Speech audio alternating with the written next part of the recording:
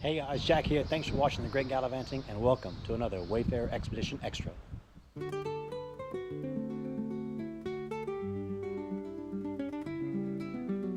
Welcome to Saint-Jean-Pied-de-Port, the Camino de Santiago starting point along the Camino Frances. The city sits just across the border from Spain, in what would be called Lower Navarre back when there was the Kingdom of Pamplona and the Kingdom of Navarre in Basque times. Far removed from the Basque politics experienced in Navarre, the city is now a peaceful, albeit bit touristy starting point for the pilgrims heading to Santiago de Compostela. This is the bus station. It doesn't look like much because it's not.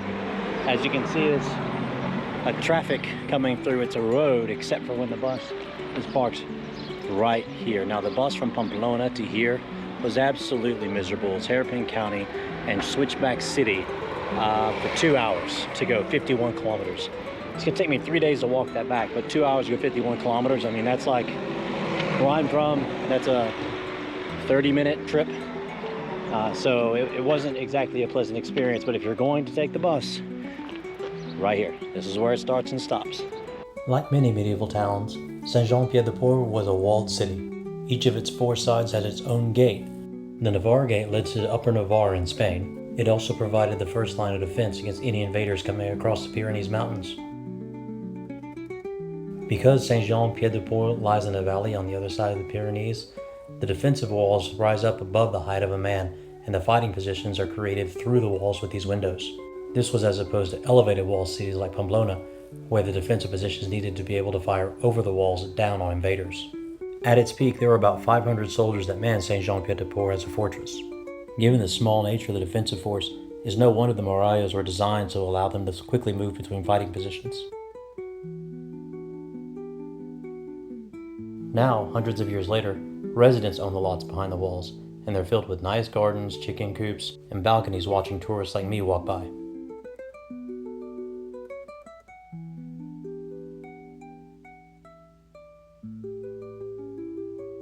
I got an early start this morning, which meant I was able to really enjoy the beautiful mountain views with the sunrise coming up over them. Standing here now, it was a bit hard to imagine what it must have been like to be a soldier waiting for an invading army to come over the mountains, knowing that it was just you and 500 of your buddies that would provide the final defense before the army steamrolled into France.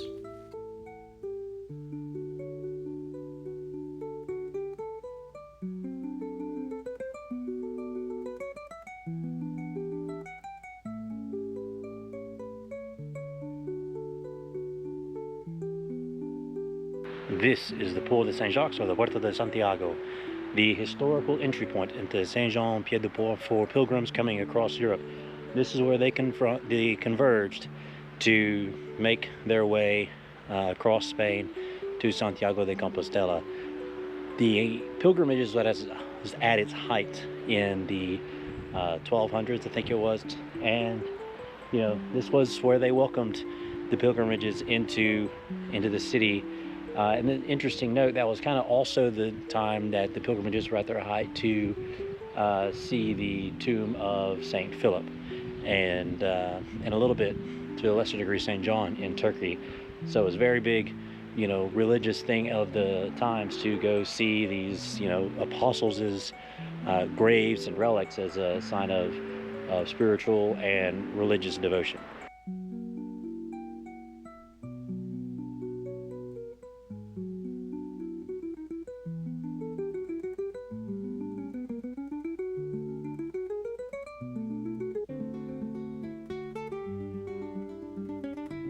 I had already made the kind of executive decision on where I was going to start the Camino tomorrow, and I decided I'd do it in front of the Camino office, which is number 39 on this street. It's just a little bit ways up from where I am now, but with the Puerta de Santiago right there, I think I'm going to walk it right back to here and start there, because I think it'd be a great start to the journey and an interesting piece of history to have from the city. Of course, no walled city would be complete without a citadel. While an iconic piece of the city, the Citadel actually wasn't built until long after the Kingdom of Navarre had fallen. It was built in the 17th century, after the partition of Upper and Lower Navarre between Spain and France. The main reason for building the Citadel was to establish a royal authority over the former Basque Kingdom of Navarre. While Lower Navarre had an amicable union with France, a across the Pyrenees, it was not amicable with the Spaniards. The Castilians and Aragonese took the Kingdom of Navarre by force, forcing Juan de Lebrit, the last sovereign king of Navarre, to flee Pamplona and continue fighting for an independent Basque kingdom from Lower Navarre in France. He fought until he died, but ultimately the Basque kingdom fell, partitioned between the two countries. That said, here in Saint Jean, the Basque culture is very much alive and well. Even though they're French first, they still love their Basque heritage. So I originally said I was going to take it easy today because I'm actually recording this video the day before I start the Camino de Santiago, so by the time you see this, I'm already going to be several weeks in. But this architecture and this history, and especially, you know, the cultural acceptance of the Basque Kingdom of Navarre and everything is just too interesting and too pretty on a morning like this that is so devoid of tourists, because they're not here yet on the Camino, or the locals haven't woken up yet. It's just too pretty and too great to ignore and not enjoy. So I'm gonna have a decently rough morning of exploring before taking it easy. Something I love about the former Basque Kingdom is how the communities have turned the former military fortifications into public spaces and parks. Even though I was too early to explore the Citadel's inside, people were taking runs and walks around the park as they started their morning routine. Granted, it was obvious that the local youth had taken up residence here in the guardhouse, as it was full of spare wine bottles and empty beer cans.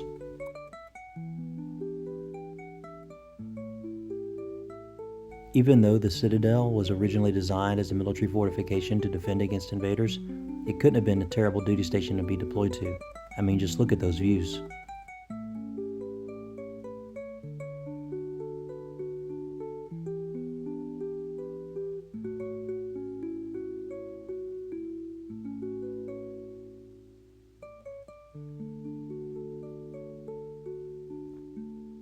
I tell you what, I would hate to be an invading army in this part of the Citadel, because that is a port for the soldiers to come through, and behind me here, those are fighting positions for them to fight from.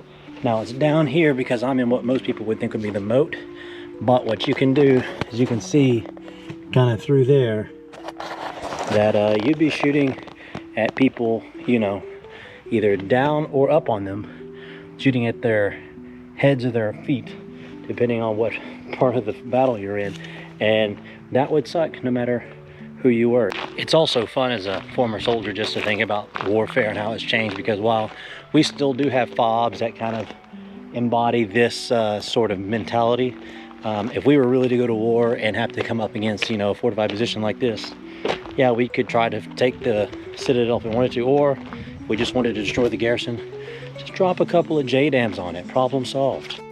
Because it was still early and I didn't have anywhere to be, I decided to take these random stairs that I found. I had no idea where they went, but I would find out. The answer turned out to be the Puerta de Notre Dame and the nearby church. What I liked about this church is that the church bells still ring to summon the people to Mass. Mass had just let out when I arrived, so I had to wait a minute before I could go explore the church, but I could still hear the organ playing, which was an amazing thing to hear in a 14th century church. For pilgrims along the Camino de Santiago that don't start at 5 or 6 in the morning, this church is often their last stop before hitting the road. Churches like this one hold pilgrims' masses to wish them luck and bless their journeys as they make their way to Santiago de Compostela. Like so many churches along the Camino de Santiago, this iglesia is dedicated to the Virgin of the Assumption. Interestingly, the Assumption of Mary is one of only 2 times where the Pope has actually invoked papal authority to make an extra-biblical declaration. Behind me is the Porte de Notre Dame, or the Puerta de Notre Dame, named for the church that is just on the other side of this gate. This is the most well-preserved of the 4 city gates, and you can actually see on the other side, you know, some engravings and markers that show you just how old the gate is. Now, this bridge right here, this used to be a wooden drawbridge that could be lifted over the river to prevent people from entering that way, and you can still see the massive wooden gates there that they could use to seal off the city. Now, this bridge was built in the 17 or 1800s, which in this part of the world would make it a new bridge, but that was back before my country was even founded. And back then, this city was home to about 500 soldiers, which if you look at seeing the surrounding areas, that's not a whole lot of soldiers to defend against a dedicated army. That's why having all those outlooks, and you can see some of them over on the other side there, having all those outlooks and everything to combat the oncoming army were so important, because if the army got through the gates, it was pretty much game over. Now, just because that's the original part of the city over there doesn't mean that that part of the city is new. This part of the city is still centuries old, and you can tell by the brickwork and the narrow lanes that is the case. And I know I just sounded like you can tell it's an Aspen by the way it is. In fact, the floors in my hostel slash hotel are old enough to where they're bowing inward towards the atrium, which is kind of scary as you're walking through the bathroom sideways.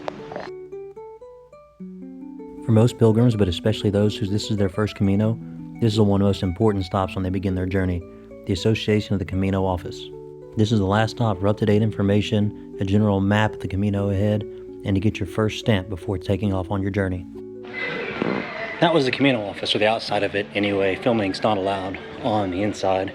And basically that's where pilgrims stop in to kind of do their final briefing, get information about the albergues and the route and everything before they set off on their Camino. Most people do it kind of the morning of. I'm going to do it, or I did it this morning for tomorrow. Now I know what you're thinking. Hey Jack, haven't we seen all this before? Yes you have, but I lost my water bottle and had to retrace my steps throughout the city in order to find it. But after retracing my steps throughout the entire city, I couldn't find it, so either someone had picked it up or I had just outright lost it. But at least there was this cat to keep me company. Fortunately, it was in my dorm the entire time. Glad I didn't lose that. Of course, nowadays there's more to Saint-Jean-Pied-de-Port than just the old walled city. There's hotels, restaurants, boutique shops, and even hiking equipment stores to stock up on anything you may have forgotten. There are also plenty of opportunities to get hit by passing cars if you're not careful. So that's it for my exploration of Saint-Jean-Pied-de-Port. Hope you enjoyed the video. If you did, be sure to like the video, subscribe to the channel, and ring the notification bell so you don't miss a single thing coming to you from the adventure across the world. See you guys on the road.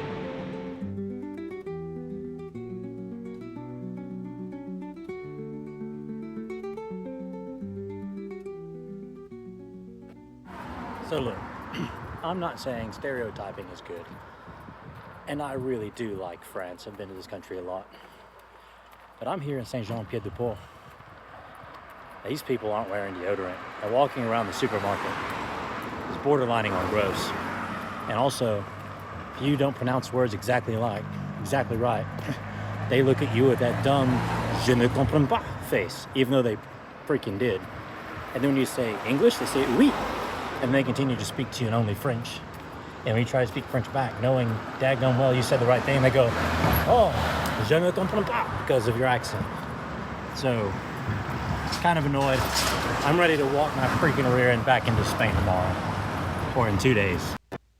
Just to continue on my rant from yesterday while I sit here and eat my second breakfast in this French bakery, I met a Spanish couple who were traveling the Camino. They don't speak any English whatsoever. They came in from Biarritz, and I met them over at the Puerta de Santiago, and I was talking to them in Spanish, and I know I made mistakes, and there were words I couldn't remember, so I picked different ones, and they were very complimentary, like, man, you speak, good Spanish, and impressed and everything, and I know that my accent's not very good, but, it is what it is. Completely different from the French people in this town that look at you with that dumb je ne comprends pas face, which means I don't understand when you don't say something exactly right, or like the lady did here at the bakery when I said, okay, the chausson aux pommes, and she corrected it, and I was like, yeah, that. So, whatever. Living up to your stereotype there, France.